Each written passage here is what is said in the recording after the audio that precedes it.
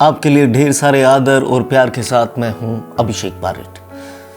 किस्से कहानियों के हमारे स्पेशल सेगमेंट में आप सभी का स्वागत है। 14 नवंबर 1989 को जर्मनी में जैसे ही सवेरा होता है, लोग चाय की चुस्कियों के साथ देश की एक साप्ताहिक नामी मैगजीन वीकली वर्ल्ड टैब्लॉइड जो हर 7वें दिन आती थी उठाते हैं और उसमें एक खबर छपी होती है। उसे पढ़कर जिसने भी जहां इस खबर को पढ़ा वो बौखला जाता है। खबर पूरे देश में सनसनी मचा देती है और ये खबर बाद में पूरे विश्व में फैलती है और दुनिया जहान के लोग इस खबर को एक तरफ सच मानते हैं, दूसरी तरफ दुनिया का एक हिस्सा इसे पूरी तरह से गुमराह कर देने वाली फर्जी रिपोर्ट कहता है। पर खबर जो भी थी वो रोंगटे खड़े करने वाली थी। इस मैगजीन ने खबर छापी थी कि ब्राज़ील में 1950 का एक विमान लैंड हुआ है जिसमें 92 लोगों के कंकाल हैं। आगे दावा किया गया कि ये वही विमान है जो अचानक गायब हुआ था और उड़ान के दौरान ही ये कहीं खो गया था। एयर ट्रैफिक कंट्रोल ने बार बार गुम हुए इस प्लेन से संपर्क करने की कोशिश की पर कोई फ़ायदा नहीं हुआ। इंक्वायरी और तलाश की गई कि विमान आखिर गायब कहाँ हो गया, कुछ भी पता नहीं चला। ऐसे में वक्त बीतने के साथ लोग इस विमान को उसके 92 पैसेंजर्स के साथ भूल गए। ये विमान दुनिया के किसी भी हिस्से में गिरा भी नहीं था, इसलिए ये कहाँ गायब हो गया इसको लेकर लोग सोचते थे कि विमान किसी ऐसी जगह गिरा होगा जहाँ इंसानी बस्ती नहीं हो, पर ये एक रहस्य था। आज कहानी दुनिया भर में आज तक की उड्डयन के इतिहास में घटी सबसे रहस्यमय घटना की। आज कहानी सैंटियागो फ्लाइट EWA 513 की। 4 सितंबर 1954 के सुबह में जर्मनी की ये फ्लाइट जर्मनी के सबसे पश्चिमी शहर आचन के रनवे से ब्राज़ील के पोर्टो एलेग्रे के लिए 92 लोगों को लेकर उड़ान भरती है।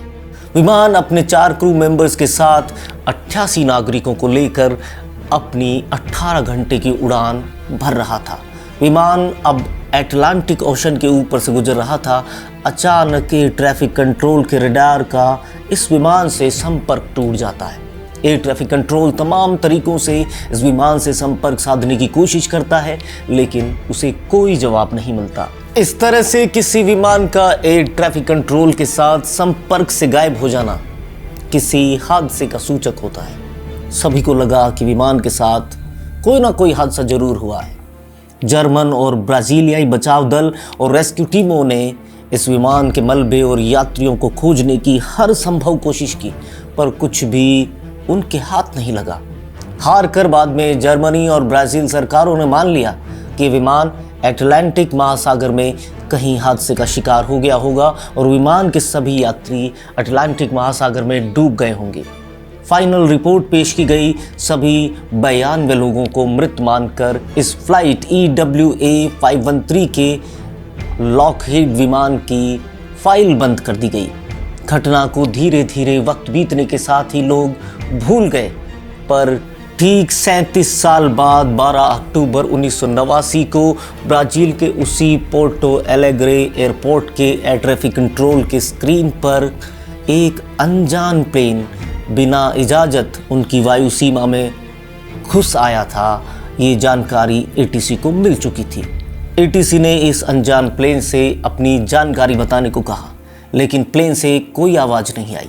ATC ने बार बार इस विमान से संपर्क किया पर वहाँ से कोई उत्तर नहीं आया। विमान तेजी से लैंडिंग करने के लिए पोर्टो एलेग्रे एयरपोर्ट की तरफ बढ़ रहा था और नीचे कई विमान पहले से खड़े थे जिनसे ये टकरा सकता था। ऐसे में तुरंत सभी विमानों को सुरक्षित दूरी पर सेफ हैंगर में ले जाया गया और तभी एक चमचमाता हुआ vintage Lockheed super constellation aircraft जो आज के नए ज़माने के प्लेन्स के सामने बहुत ही पुराना मॉडल था, वो यकायक उतर गया।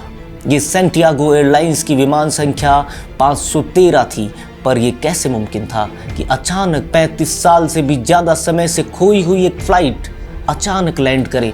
जबकि और हैरानी की बात तो ये थी कि सैंटियागो एयरलाइंस इस विमान के खोने के 2 साल बाद ही बंद हो गई थी। ये देखकर एयरपोर्ट के सभी अधिकारी हैरान रह गए कि बिना इजाज़त के कोई अनजान विमान एयरपोर्ट पर लैंड कर गया है। उसके बाद एयरपोर्ट के सभी कर्मचारी विमान के पास पहुंचे तो देखा ये विमान एकदम नया लॉकहीड सुपर कॉन्स्टलेशन एयरक्राफ्ट है और विमान का इंजन अभी भी चालू है। एयरपोर्ट अधिकारी सावधानी से प्लेन के पास गए और उसका बाहर से दरवाज़ा खोला। अंदर पहुंचते ही सभी कर्मचारियों ने एक बार बाहर की तरफ चीखते हुए दौड़ लगाई। उन्होंने जो देखा था वो किसी के लिए भी यकीन के लायक नहीं था। बाद में हिम्मत जुटाकर अंदर जाकर देखने पर एयरपोर्ट अथॉरिटी ने देखा वो मंजर रोंगटे खड़े कर देने वाला था, क्योंकि उन्होंने देखा कि सभी पैसेंजर्स कंकाल के रूप में अपनी अपनी सीटों पर बैठे हैं और उनके सीट बेल्ट अभी भी लगे हुए हैं।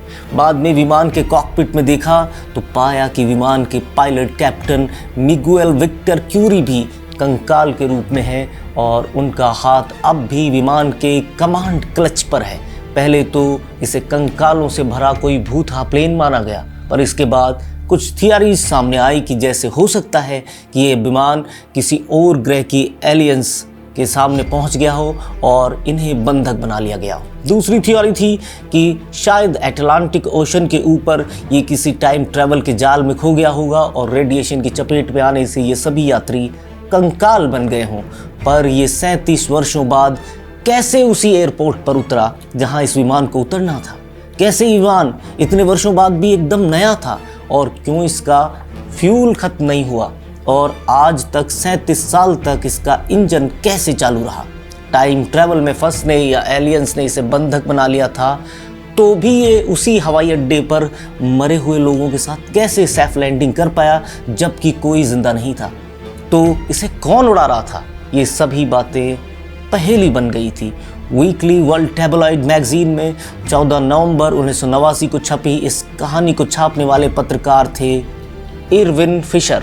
जब इरविन फिशर ने इस कहानी को छापा तो लोगों ने इसे सच मानने से इनकार कर दिया, क्योंकि ब्राज़ील सरकार ने भी इस बारे में कोई जानकारी नहीं दी थी और न ही इसका खंडन किया था। आज तक कोई ये नहीं जान पाया है कि इस विमान के साथ क्या हुआ था। क्या ये सच है या झूठ?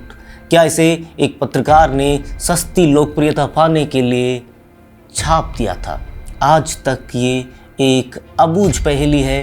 कुछ इसे सच मानते हैं, कुछ इसे झूठ। आप क्या मानते हैं? कमेंट सेक्शन में ज़रूर लिखकर हम तक अपने राय कमेंट सभी पहुंचा दीजिएगा। अगले किस्से में, अगली कहानी में फिर आपके साथ होंगे। शुक्रिया। Please subscribe and don't forget to press the bell icon to get notified whenever we upload a new video.